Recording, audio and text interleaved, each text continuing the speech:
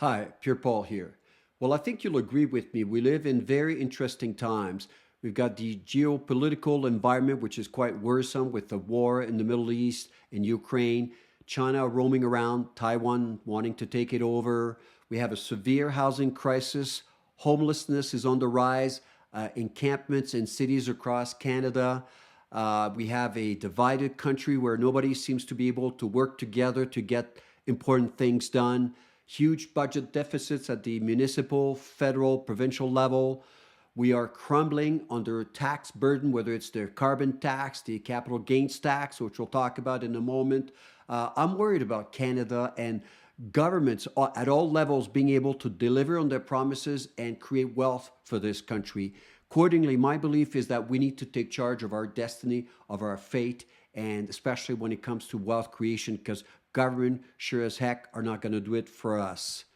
The Organization of Economic Cooperation and Development, and an international organization, said that Canada will be the worst performing advanced economy over the period of 2020 to 2030. And guess what? The following 30 years, it doesn't get any better. We'll still be last. Our labor productivity since 2000 has kept decreasing, as shown in the red band here, to such an extent that a few months ago, the Deputy Governor of the Bank of Canada, Carolyn Rogers, in a speech said that it's an emergency situation. Our productivity is such a problem and it impacts our lifestyle, our living standards, that we need to break the glass. Meanwhile, though, the public sector has growth exponentially at the detriment of the private sector growth, which is flattening, and the growth of the self-employed people. We need to encourage private sector and self-employed people. Why? Because they're the bulk of our Canadian economy, not the growth of the public sector that's super expensive and inefficient. Hence the reason why we have a productivity issue in this country. Let's address the capital gains tax that's going to take effect next week on June 25th, right? According to our Prime Minister and our Finance Minister, Chrystia Freeland, it's going to impact only 0.13% of Canadians. Baloney. This is a lie. It's going to impact mostly small business owners, not just the ultra-rich.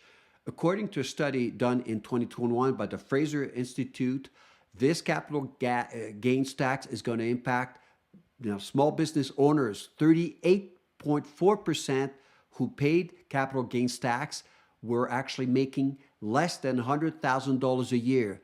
18.3% were earning less than $50,000. So it's not a tax for just the ultra rich.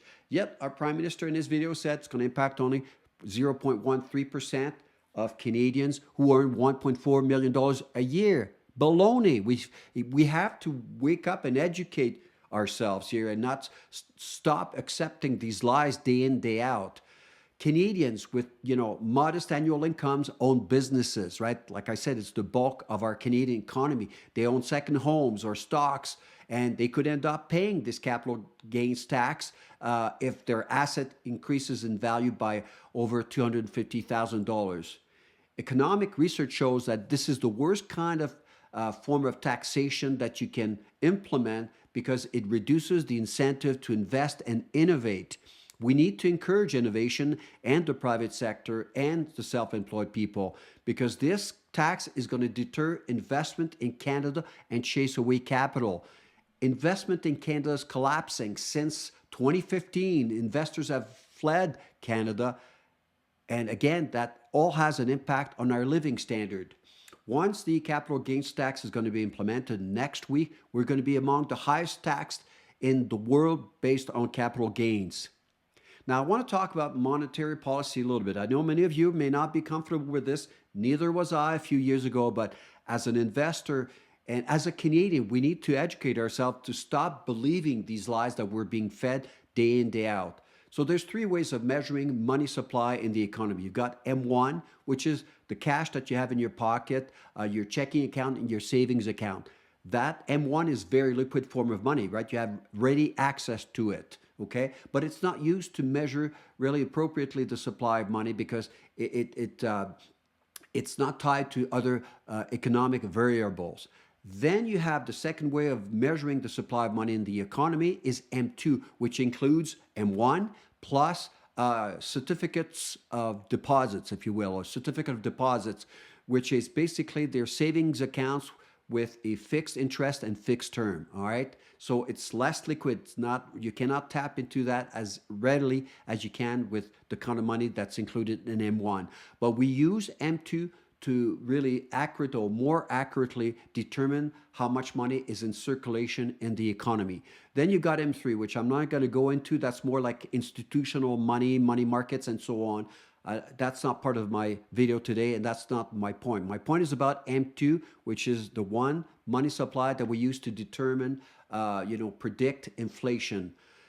This graph here shows you how in the last 50 years, as a matter of fact, the money supply, M2, has increased by 5,466%. Okay, so that's the top line here for Canada. The bottom line in yellow is the US M2 supply. But you can see how much more money is in circulation in Canada, and that creates the debasement, the devaluation of our Canadian dollar. The more money there is in the economy, in circulation, the more M2 type of money, the less each dollar is worth, right? And the more dollars you need to be able to buy things, as we all know when we go to the grocery store or buy anything or go out to eat, right? That's what we call inflation. A lot of M2 type of money in the economy. Obviously, this started in Canada at the onset of COVID, which to some extent they needed to, flood the money with economy to get the economy going during the pandemic. Have they overdone it? Well, I'll let you guess what my opinion is. I don't want to debate that. That's not the point of my video here today. But what I encourage you to consider is find a good store of value. Having money in the bank right now, as it's being debased, as it's being devalued by our government, is the worst store of money that you can find. All right? Cash is not a good store of money because it's being devalued. Hence, the reason why our lifestyle or our living standard is declining, why apparently to a new study that I just picked up today, 1 in 4 Canadians may be living in poverty. It's not getting better. Let's talk about the housing crisis, right? My former employer, CMHC, determined that we need 3.5 million new homes to close the affordability gap. Well, I'm going to quote from their recent federal budget just a few weeks ago, a month or so ago. Budget 2024 and Canada's housing plan lay out the government's bold strategy to unlock 3.87 million new homes by when? 2031. Baloney, big lie. If you do the math, that represents 1,523 homes a day or 64 new homes every hour. Impossible. It's a lie. That means taking no holidays, no Christmas, no summer vacation, no Easter. We have to wake up and stop relying on the government to create wealth for ourselves. As a matter of fact, even in 2024, the housing starts are crashing, right? It's going to take decades to solve this housing crisis. The gap between the housing starts and home prices continue to widen. You know, the best quote is from a former US President, Ronald Reagan, said, "The 9 most terrifying words in the English language are, I'm from the government and I'm here to help." We cannot rely on our governments to create wealth for ourselves, to protect ourselves and our wealth. Take charge. What I encourage you is take charge of your destiny, your wealth creation, protecting your existing wealth and creating some more, right? That's why personally, of course, I'm going to say invest in multifamily properties. I'm Canada's multifamily advisor, authority. Been doing this. I used to be on the inside at CMHC. And I know for a fact, you know, it's a great store of value. If you don't do multifamily properties, maybe consider Bitcoins. Not an expert at it, but certainly I've read about it and it makes sense, right? Why? Because it's a good store of value and it's not dependent on the US dollars, which is the world's reserve currency, or gold, which is historically has been known to be a very good store of gold. Whatever store of value, whatever store of value you pick, I encourage you to choose multifamily properties of 5 or more units. Why are they a good store of value? First of all, it's a tangible asset that can be used for a variety of uses, including renting, selling, or living in it. It's a physical asset that you can control and improve. You don't have to depend on the government. and you can have an impact on increasing its value, right? Historically, apartment buildings have always been known to be very resilient, counter-cyclical. They have an ability to weather recessions, economic storms, pandemics, political upheaval. Hence, it's a very stable asset whereby the value increases over time. It's not overnight, obviously, right? This is not overnight riches, as I said, but you do benefit from a wealth multiply effect, meaning that, for example, one of your units that you're renting in your apartment building, if you give a rent increase of $1, depending how compressed the cap rates are in your marketplace, that property can increase in value, appreciate by somewhere between $17, $25. That's what I call the wealth multiply effect, which you don't have when you invest, for example, in smaller rental properties, 1 to 4 units. So it's a wealth multiplier effect. Apartment buildings have been known historically also to be a great hedge against inflation. When the value of money decreases due to inflation, hard assets such as apartment buildings, they increase in value. Of course, you can also increase your rents to adjust for inflation, right? And you keep getting a constant stream of cash. Again, increasing, the value of your asset, benefiting from the wealth multiplier effect. And of course, as the cost of living increases, well, so does the demand for rental units, hence the housing crisis that we are experiencing. I don't want to sound like doom and gloom, but I'm somebody that reads a lot. I do travel a lot. And, I needed to educate myself as an investor because I have shareholders. The housing crisis actually presents an opportunity for business owners or people who want to invest in multifamily properties. Because if you think about it, you have a guaranteed massive imbalance between the supply of housing and the demand for it for decades to come. The housing crisis guarantees you a high supply of tenants caused by, of course, population growth and immigration, meaning that you're also going to have low vacancies in your apartment buildings. Rents, of course, there's a lot of upward pressure on rents. And as rents increases, as you know now, the wealth multiplier effect kicks in and it increases the value of the asset. Therefore, in terms of investment risk, it's lower. It keeps going lower because of the housing crisis. And of course, we know in the last couple of years, the federal government has announced over $56 billion in housing finance programs to spur housing construction, right?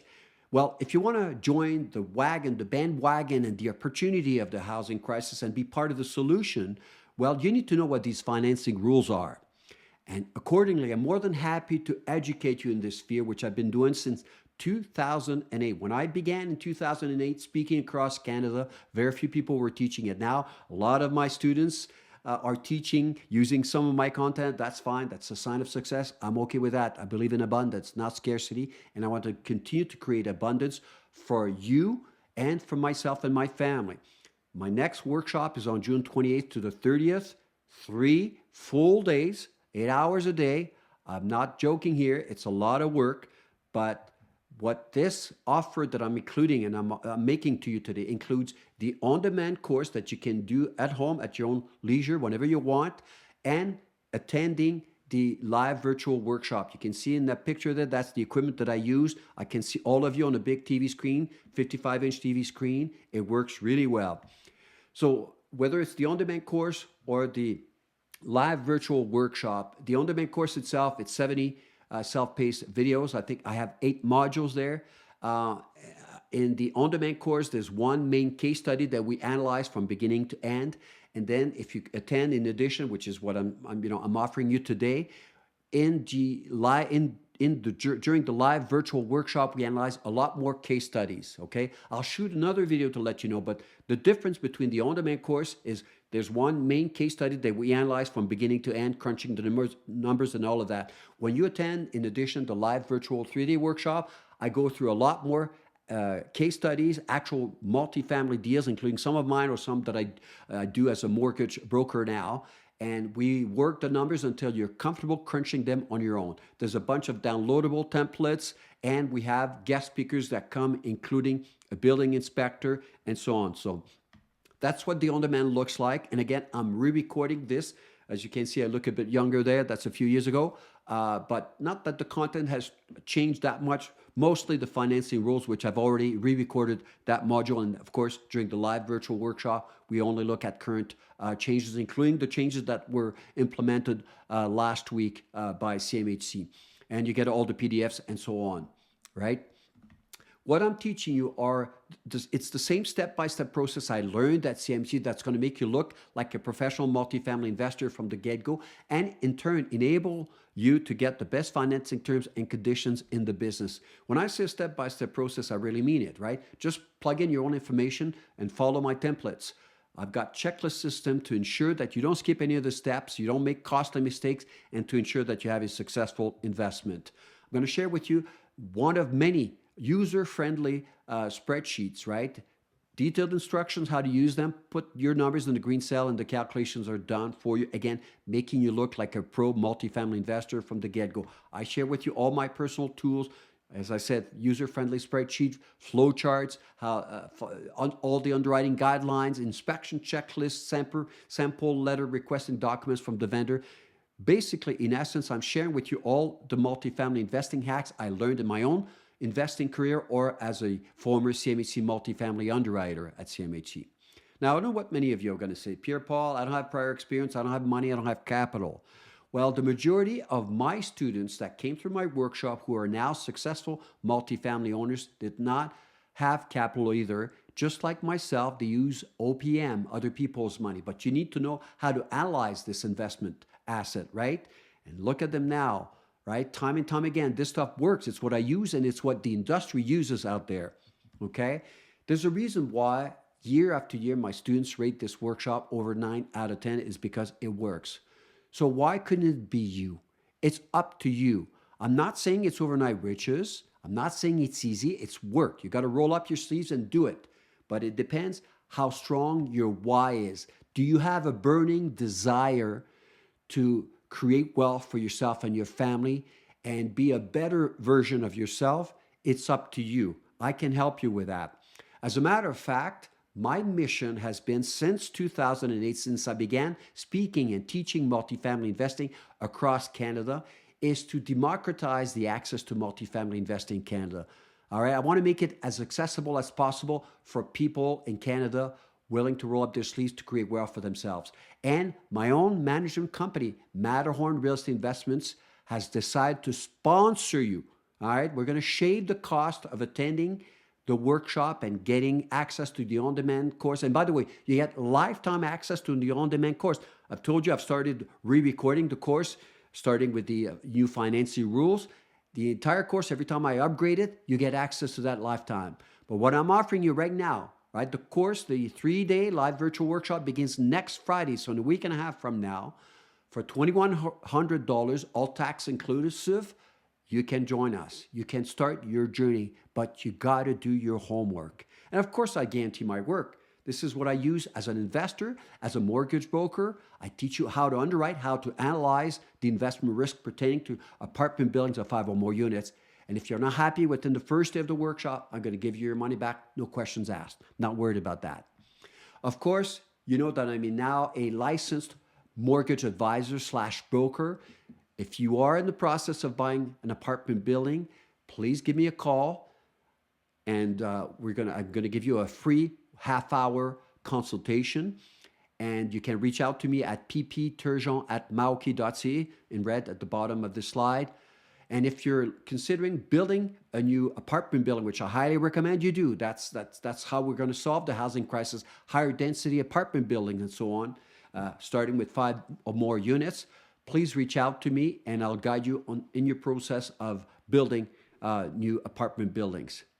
So hope to see you at the workshop. If you're sitting on the fence, if you've been watching my master classes, there's more masterclass actually every Wednesday. I'll put the link below. Okay, starting tomorrow, there's 2 more master classes left tomorrow, the 19th of June at 5 p.m. Mountain Standard Time, and the link also to join the workshop. But if you're sitting on the fence, you've been watching my master classes on financing your multifamily deals like a pro, get off the fence.